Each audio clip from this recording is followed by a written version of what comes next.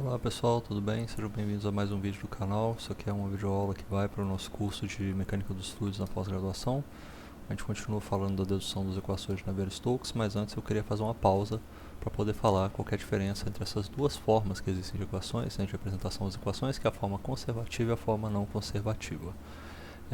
Elas normalmente apresentam a mesma coisa, tá? A mesma física, não tem diferença entre elas, é só uma forma de apresentação, mas a gente vai entender a diferença delas. A regra geral para você apresentar uma equação na forma conservativa é que essa equação que está sendo apresentada da forma conservativa ela tem que ser deduzida diretamente da formulação da forma integral da conservação. Ou seja, igual a gente fez para a parte de conservação da massa, igual a gente fez para a conservação de quantidade de movimento, a gente deduz ela diretamente através da formulação integral, né, fazendo a formulação integral, e a partir do teorema de Gauss a gente vai trazendo ela para a formulação diferencial.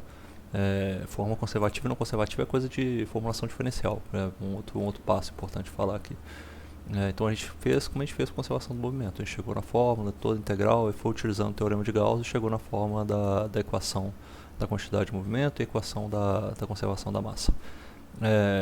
Bom, a outro ponto importante, que é o que define mesmo uma forma conservativa, é que ela não pode ter nenhuma variável que está sendo diferenciada, ela deve aparecer como coeficiente externo dos outros termos. Vou dar um exemplo aqui para vocês. Olha, deixa eu escrever essa equação aqui, ó. Na verdade, deixa eu escrever só um termo, tá? Um exemplo aqui pra gente. Acho que eu tô com isso aqui, eu esqueci o dash também, beleza. Vou escrever esse termo aqui, ó, exemplo. Esse termo aqui que está nas nossas equações de quantidade de movimento. Del sobre del x, ρ de u, i, u, j. Se eu reescrever esse termo aqui aplicando a regra do produto, como é que ele fica? Ele vai ficar ρ de ui, del sobre del de xj e uj, mais uj del de ρ ui dividido aqui pelo del de xj. Ou seja, essa formulação aqui ela apresenta um problema, né? Essa formulação que está na esquerda, vou botar aqui, ó, essa formulação que está na esquerda, ela é uma formulação conservativa, tá? Essa definição aqui é conservativa. Já da esquerda não é conservativa. Por quê? Olha só, as variáveis estão sendo diferenciadas. Eu tenho esse termo aqui, ó, que está aparecendo na parte externa, mas aqui ele está sendo diferenciado. Tá vendo? Ele aparece no segundo termo na parte externa, no primeiro termo ele está sendo diferenciado. O mesmo acontece para esse termo ρ, ui. Ele aparece aqui, ó, do lado externo, aqui no primeiro termo, e no segundo termo ele está sendo diferenciado, ou seja, essa forma é não conservativa. Então a gente vai diferenciar essas duas. Vou só marcar aqui, ó, isso aqui está escrito na forma conservativa, e o lado de lá, o lado direito da equação, está escrito na forma não conservativa, beleza? Essa é a grande diferença entre essas duas. A gente pode escrever todos os termos de uma equação dessa forma, e até a equação inteira mesmo apresentada dessa forma. Meu vídeo já congelou aqui, então vou parar ele agora. A gente pode escrever a equação inteira dessa forma. Quais são? Vamos pegar um exemplo aqui para escrever isso de uma forma bem geral, tá? Vou pegar uma propriedade, que eu vou chamar essa propriedade agora, vou chamar de B. B agora é a minha propriedade. Propriedade. Estão vendo aí escrito? Beleza. B é a minha propriedade. Se essa B é a minha propriedade, se eu quiser saber, por exemplo, só que essa propriedade ela pode ser uma propriedade extensiva, né? Ela é uma propriedade, pode ser, nesse caso aqui eu estou falando que ela é uma propriedade extensiva. Extensiva é aquelas que dependem da extensão. Aí vocês podem voltar lá nas minhas aulas de termodinâmica e ver que uma propriedade extensiva, por exemplo, massa, volume, são propriedades que dependem da extensão do domínio. Se eu quiser escrever essa propriedade como uma propriedade que não é extensiva, uma propriedade intensiva, eu escrevo ela dessa forma aqui, ó, um B é igual a essa propriedade minha B dividida pela massa. Por exemplo, se esse Bzão aqui fosse o volume, o meu Bzinho seria o que? O volume específico. Seria o Bzão, volume, dividido pela massa, é o meu volume específico, certo? Se, por exemplo, o B aqui fosse a entalpia, esse Bzão aqui, ó, se esse Bzão aqui fosse a entalpia, o meu Bzinho, ele seria o que? A entalpia específica, a entalpia dividida pela massa, que a gente vê lá nas tabelas escrita como entalpia específica, né? O quilojoules por quilograma, certo? E a gente pode apresentar também a densidade de B, né? Seria isso aqui, ó, o ρ vezes B. Isso aqui a gente vê mais nas nossas fórmulas, é isso. A gente vê muita coisa assim na parte de mecânica dos fluidos, né? ρB seria o que? Bzão seria a minha propriedade extensiva dividida pelo volume, no caso.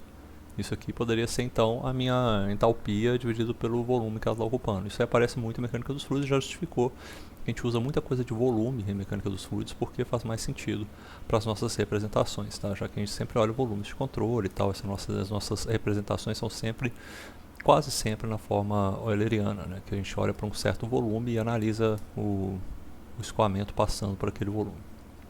Bom, como é que eu escreveria isso aqui? Se eu quiser escrever, por exemplo, uma equação, por exemplo, dessa forma aqui.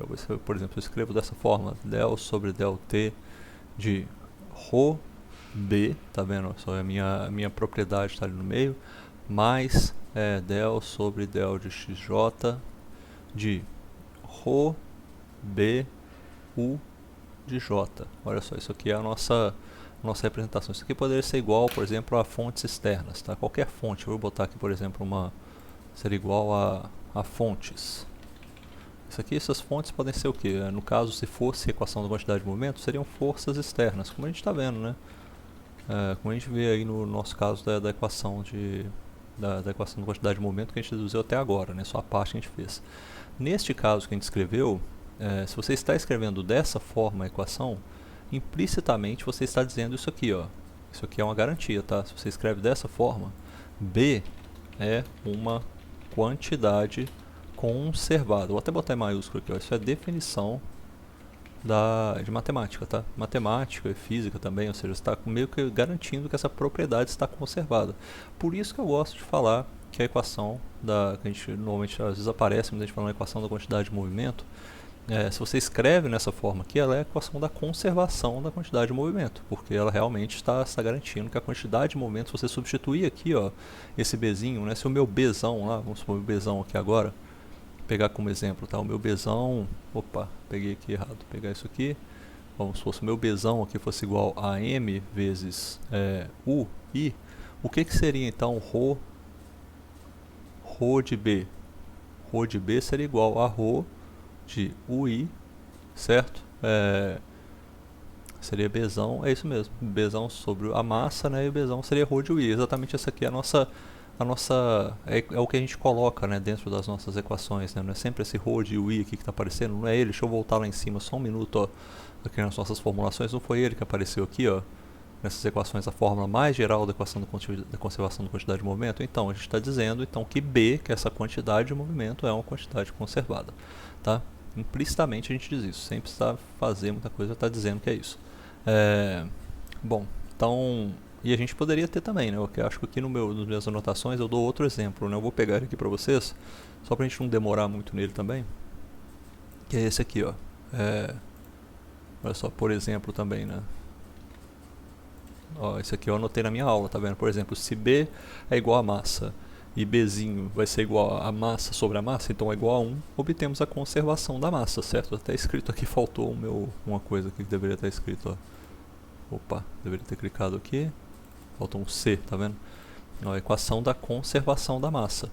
A forma diferencial da conservação da massa é essa daqui, que está escrita em azul, vocês já conhecem ela, a gente já viu aqui na aula algumas vezes, tá?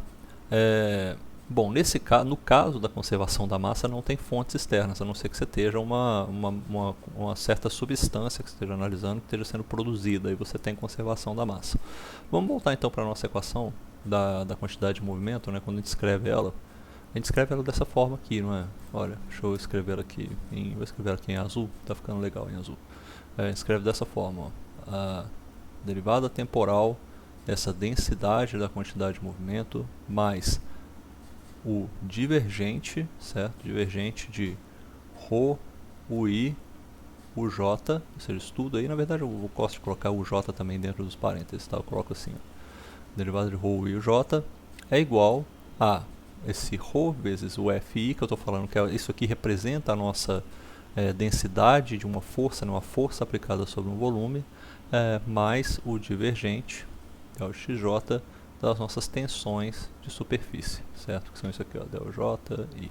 Beleza? A gente já representou dessa fórmula aí. Agora, para simplificar um pouquinho, isso aqui está na forma conservada, tá? Essa aqui é a forma conservada, forma conservativa da equação da quantidade de movimento. Se eu quiser agora brincar um pouquinho e fazer isso aqui, ó, eu vou aplicar regras do produto, tá? Passar esses dois aqui, ó, por uma regra do produto. às vezes me confundo um pouco com esses nomes, sabe? Mas acho que vocês entendem bem o que é. O que seria a regra do produto esse primeiro termo aqui? Esse primeiro termo seria o seguinte: a gente vai ter é, essa derivada temporal de ρ UI. Como é que ela vai ficar? A derivada temporal de ρ UI vai ficar UI vezes del ρ del t mais ρ del UI sobre del t, certo? Então vamos colocar isso aqui, ó, vai ficar dessa forma. Olha, vai ficar UI vezes del ρ sobre del t mais ρ del UI sobre del t, beleza? E a parte desse segundo termo aqui vai ficar como? Vai ficar daquela forma que a gente fez lá no começo da aula aqui hoje. Vai ficar ρ de uj del sobre del de x j ui mais ui del sobre del de xj de ρ uj, certo? É igual, os outros termos aqui são iguais àqueles que a gente apresentou aqui em cima. Não tem diferença nenhuma, são esses aqui, ó. Vou só copiar e colar eles aqui, vou só diminuir um pouquinho porque eles ficaram maiores lá em cima do que eles estão aqui embaixo, beleza? Então fica dessa forma aí.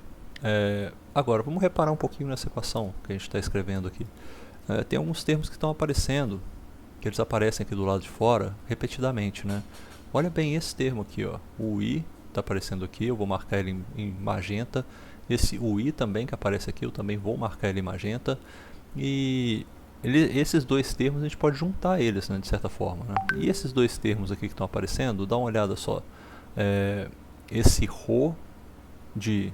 Eu vou separar dessa forma. O ρ que eu vou botar de verde. E esse aqui também eu vou botar de verde. Olha, o ρ também pode ser separado aí, né? Então eu posso reescrever essas equações da seguinte forma. Eu vou escrever primeiro que está em magenta aqui, ó.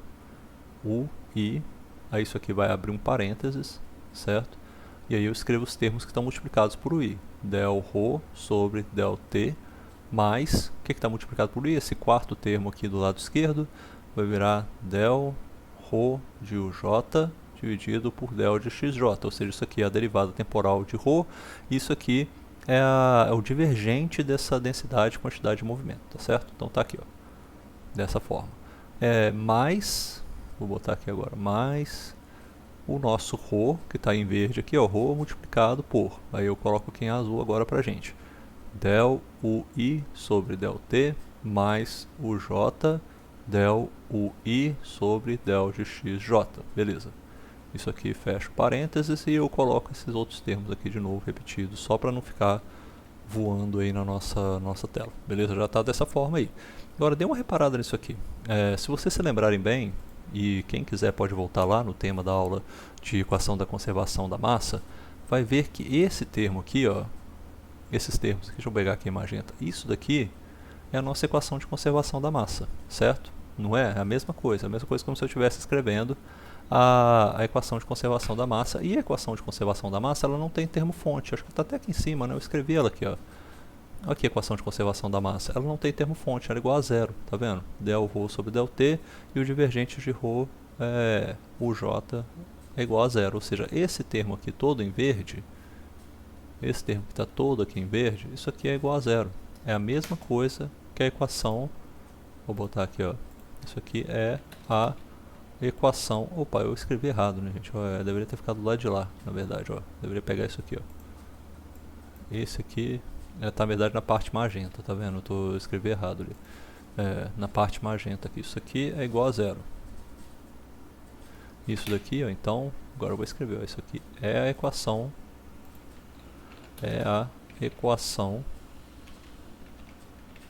de conservação da massa, certo?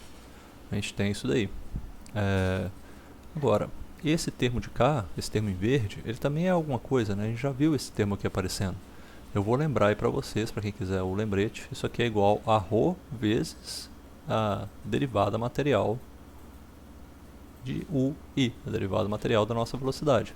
Ou seja, essa formulação que está aparecendo aqui agora é uma formulação um pouco diferente, né, do que a gente vinha vendo até agora aqui. Ela é mais simplificada, mais simples, é menor, na verdade, do que a representação que a gente viu da equação da conservação da quantidade de movimento, que era esse negócio aqui. Agora a gente está representando só uma derivada material, ρ vezes a derivada material da velocidade, é igual a esses termos de fontes, que são as forças externas mais as forças de superfície.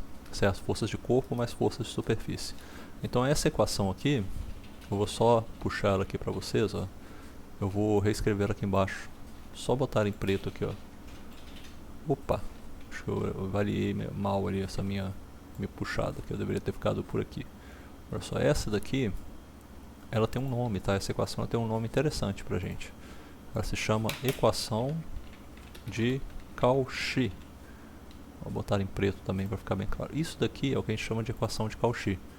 A equação de Cauchy ela é interessante pelo seguinte: ela é válida para qualquer tipo de fluido e sólido. Ela é válida para qualquer fluido e qualquer sólido. Ela é expressa na forma, como a gente está vendo aqui, normalmente a gente encontra ela na forma não conservativa. A forma não conservativa da equação da quantidade de movimento. Essa forma não conservativa, ela é o que a gente chama de equação de Cauchy. E a forma conservativa da equação de Cauchy é essa forma como a gente viu aqui, ó. Essa daqui seria a forma conservativa. Vou botar aqui em preto também. Ou seja, a gente tem essas duas coisas. Vocês viram também, e é importante que vocês tenham reparado isso aí durante a dedução. Vou botar isso aqui como uma forma, botar aqui, ó, forma conservativa. É importante vocês tenham reparado nessa dedução. Vocês viram que a gente não cortou nada. Em nenhum momento eu falei que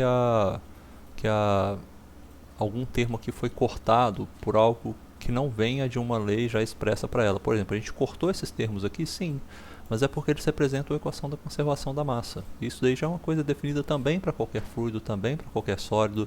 Essas duas equações, na verdade, então, deixa eu mostrar aqui para vocês. Essa equação aqui, ó, e essa, elas são a mesma coisa. Representam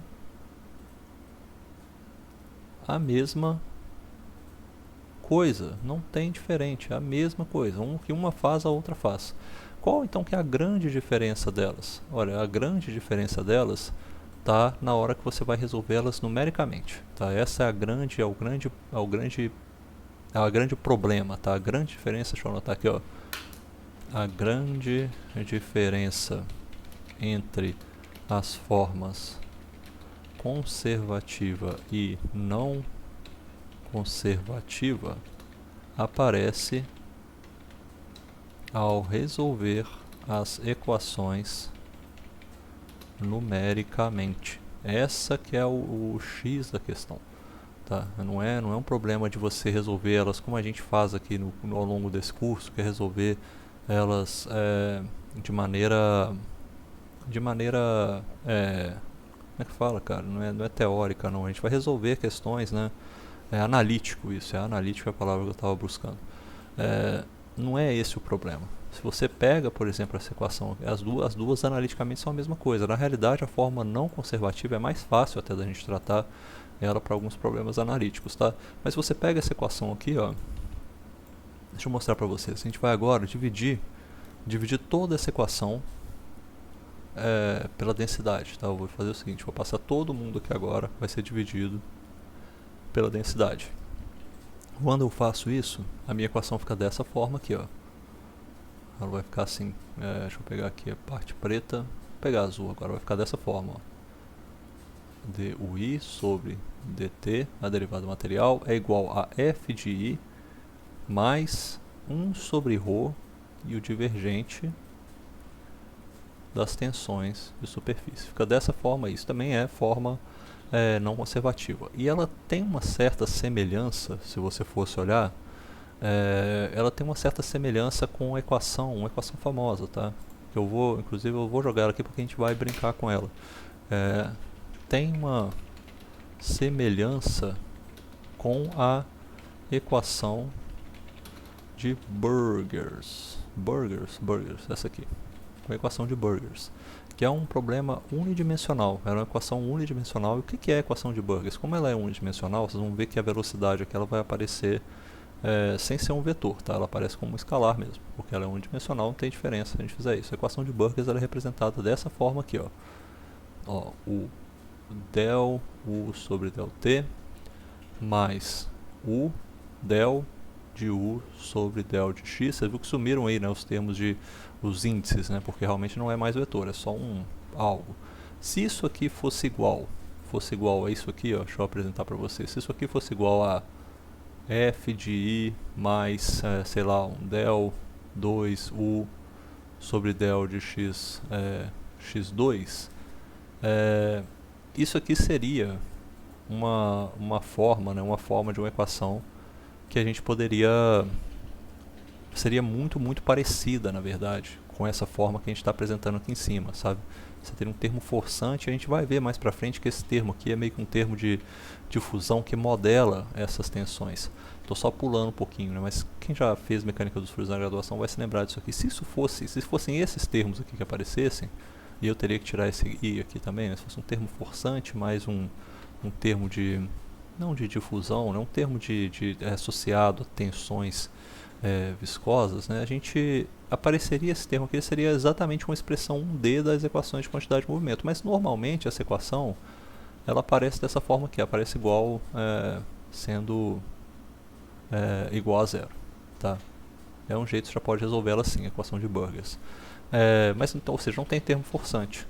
A gente pode resolver ela de duas formas, tá? Essa equação aqui você pode resolver tanto na forma,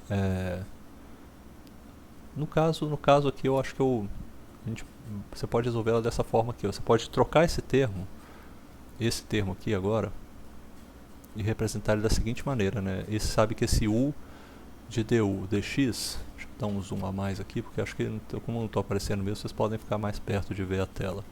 Esse du dx, ele pode ser representado dessa maneira aqui, ó. U de du sobre dx, ele é igual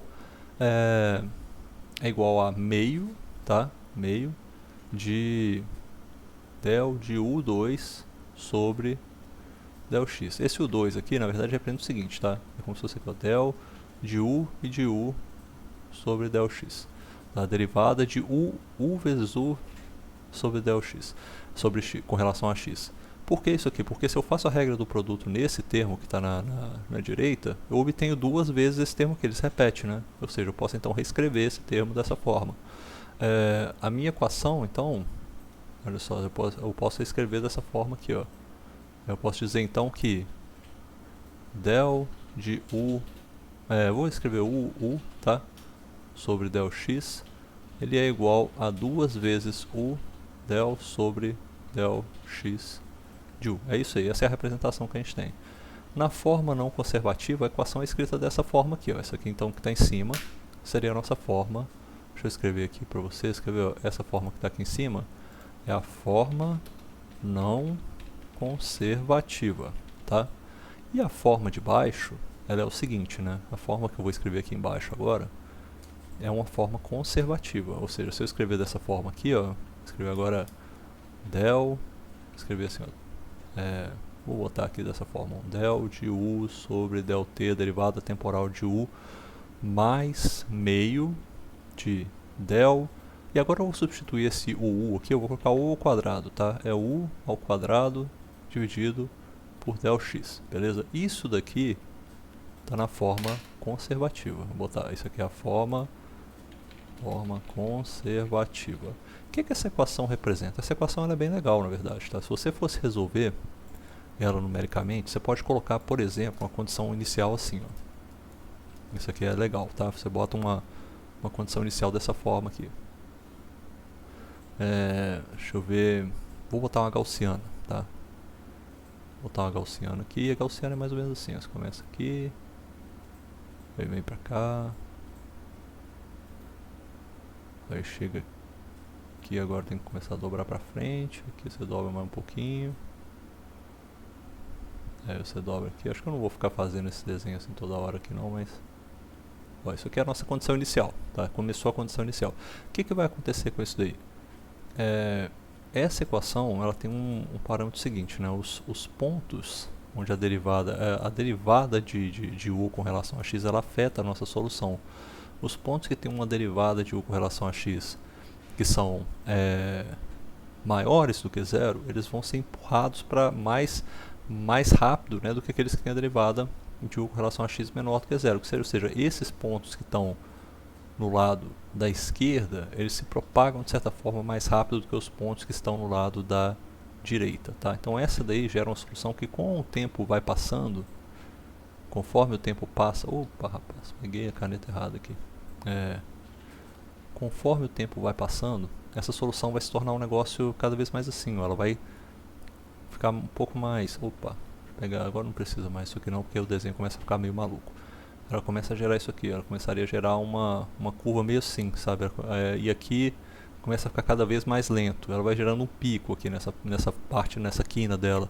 Chega uma hora que ela vai estar meio assim, ó, com um choque aqui, ó, um choque nessa região da frente, tá? Ela fica mais ou menos dessa forma. E é um excelente, ou seja, esse método que a gente está vendo é um excelente método para você capturar fenômenos de interface, né? Onde você tem um choque, uma condição que muda abruptamente numa pequena região, de uma pequena variação espacial, ela muda abruptamente as suas características. Uma região de um choque compressível ou uma interface fluido-líquido, por exemplo, tudo isso pode ser fluido líquido vapor, tudo isso pode ser capturado por esse método aí. O que eu fiz, tá?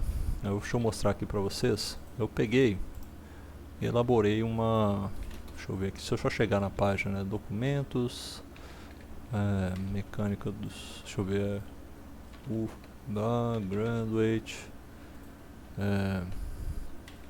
mecânica dos fluidos, essa pasta aqui, ó, tô nela. Deixa eu mostrar aqui pra vocês o que eu fiz. Eu tenho uma pastinha de mecânica dos fluidos, olha só, Code, nossa, o que eu tenho aqui mesmo? Tenho essa aqui, Burgers 1D, Python, tá, esse daí. Eu não lembro se eu tenho Python aqui, cara, instalado já. Deveria ter, né? Mas é porque eu tenho alguns dockers que tem o Python, quase não uso ele localmente. Eu vou rodar ele aqui pra gente. Deixa eu ver aqui embaixo. Trust, tá beleza.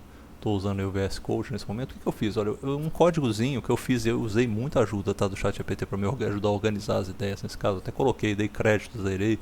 É uma comparação entre a forma conservativa, e eu vou usar o fluxo de Kusanov, que é algo que é usado aí. O pessoal que faz matéria de métodos numéricos vai ver um pouco mais disso, mas eu acho que todo mundo que já viu uma matéria de métodos numéricos na graduação sabe o que é a derivada central. A gente vai usar a derivada central para a forma não conservativa, e esse fluxo de Kusanov, que é um método conservativo, usando a forma conservativa das equações, tá? Então vai realmente calcular fluxos entrando e saindo de cada célula, de cada nó, de cada face exatamente da minha discretização, e vai gerar um gráfico depois. Precisei de bastante ajuda para finalizar isso daí realmente com o ChatGPT no final. Mas o que a gente vai fazer? Vai ter 400 pontos, é uma solução unidimensional, e eu coloco uma condição inicial, que é uma condição de choque. Vocês vão ver aqui, ó, ela é uma condição... Olha, a condição inicial, ela fala o seguinte, olha, o x, ele é... O valor de u, na verdade, o valor de u, ele é igual a 1 para todos os valores de x menores do que 0, e é igual a 0 para todos os valores de x maiores do que 0. É isso que ele está fazendo. E aí eu resolvo. Tem aqui as fórmulas para resolver usando o fluxo de Kusanov, que é conservativo, e o método não conservativo. Acho que todo mundo vai reconhecer isso daqui, ó. Olha o du dx, ó. Todo mundo que já fez uma matéria de graduação em métodos numéricos vai reconhecer isso aqui como método de diferenças centradas, certo? Não tem nada de novo aí para resolver esse problema. Então, daqui eu marcho no tempo e no final printa a solução, e vocês vão ver como é que fica interessante. Eu realmente, olha, eu não lembro se eu tenho Python. Deixa eu ver qual que é a versão que eu tenho aqui. Version. Esse daí vai rodar. Python 3 Burgers. Ih, rapaz, não abriu na página, não. Deixa eu ver, então vou rodar nesse terminal aqui então. Python 3 Burgers 1D. Aí. Ver se ele vai rodar. Ó, rodou, pá, olha a solução que deu aí, que coisa interessante. Essa solução, ela está mostrando pra gente, olha, a minha condição inicial, ela estava aqui, ó. Ela tá tracejada em preto, tá atrás dessa aqui, tá vendo? Tem uma regiãozinha aqui que está vendo que ela está tracejada em preto, é a condição inicial. A solução real que eu esperaria seria um método de marcha, ou seja, eu já coloquei um choque na minha solução. E aí eu estou falando para ele que eu quero que esse choque se propague, ele vai se propagar. Eu tenho uma velocidade maior na parte que x é menor do que 0, ela vai empurrar essa solução para a direita, certo? É isso que eu espero que vai acontecer. A física, né, eu diria até o Senso comum vai nos dizer que isso vai acontecer. Eu tenho uma condição com maior velocidade na parte de x menor do que zero, e ela vai empurrar essa condição para dentro aqui, propagar esse choque para dentro da minha solução com x maior do que zero. Isso só é capturado pela fórmula conservativa. E olha que a fórmula conservativa ainda tem uma certa perda, tá vendo? Ela não mantém o choque perfeitamente aqui não. O choque deveria ser esse aqui, ó, perfeito, exatamente x igual a zero. Ainda dá uma dissipada nesse choque, bem leve, mas acontece. Mas a condição que é não conservativa, ela gera esse monte de oscilação. Isso é uma característica de você tentar resolver equações da forma, equações de como essas, né, de Navier-Stokes, Burgers e tal, você resolver elas na forma não conservativa. Eu não sei se isso se estende a outros problemas em física, tá? Mas pelo menos para a mecânica dos fluidos isso é claro para a gente. Você não resolve equações de Navier-Stokes que não sendo na forma conservativa, porque olha só o tanto de oscilação que foi gerada justamente pela presença desse choque. Por você estar resolvendo com o método de diferenças finitas em região de choque, na forma não conservativa, ele gera essas oscilações numéricas. Isso aqui é tudo não físico, esse vermelho é tudo não físico. Agora você imagina isso daqui numa solução de CFD, numa solução computacional, você tentando resolver um escoamento tridimensional, começa a gerar esse tipo de oscilação, é porque está resolvendo na forma não conservativa, beleza? Essa solução, até coloquei ela na minha aula, eu vou deixar ela aqui para a gente analisar ela também, sabe? Vou botar ela no journal, nas minhas notas. Olha a solução que acontece se você rodar um problema conservativo ou um não conservativo. Fica aí então essa discussão. Eu acho ela bem interessante, tá? Para a gente entender esse papel das equações da forma conservativa e o papel das formas não conservativas. Tem outros meios que você consegue capturar esse choque melhor também com forma conservativa, outras estratégias também, mas normalmente se faz isso aqui. Todo código de CFD que a gente vê, principalmente os códigos compressíveis, tá? Porque eles realmente não têm suavidade nenhuma.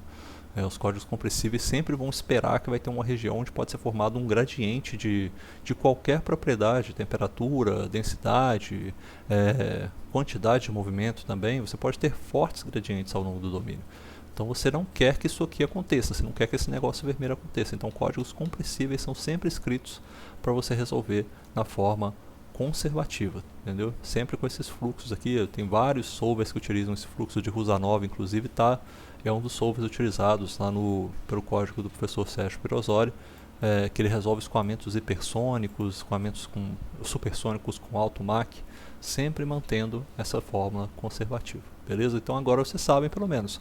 Tem diferença física entre as formas conservativa e não conservativa? Não, representam exatamente a mesma coisa, mas a forma conservativa é mais apropriada numericamente para resolver problemas, beleza? Um abraço pessoal, até mais.